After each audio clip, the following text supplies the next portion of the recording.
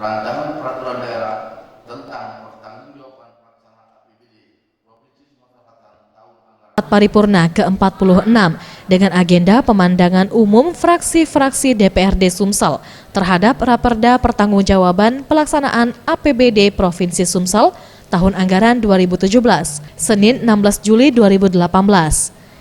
Dalam rapat paripurna ke-46 ini, 9 fraksi membacakan pemandangan terkait Raperda Pertanggungjawaban Pelaksanaan APBD Sumsel tahun anggaran 2017. Dimulai dari fraksi PDIP, Demokrat, Golkar, Gerindra, PAN, PKB, Hanura, Nasdem, dan ditutup pemandangan dari fraksi PKS. Wakil Ketua DPRD Sumsel, Muhammad Yansuri, mengatakan, dari pemandangan fraksi DPRD Sumsel ini, pada dasarnya DPRD Sumsel berharap adanya transparansi pada tindak lanjut yang dilakukan BPK terkait APBD Sumsel tahun anggaran 2017. Agar ke depan APBD Sumsel dapat dikelola lebih baik lagi. Namun untuk sementara ini, rapat paripurna diskor hingga 17 Juli 2018 dengan agenda jawaban Gubernur Sumsel terhadap pemandangan fraksi-fraksi DPRD.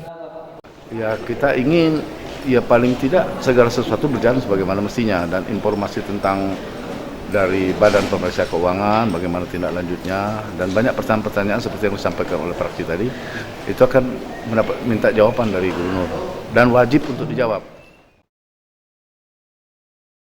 Tim Liputan Sriwijaya TV.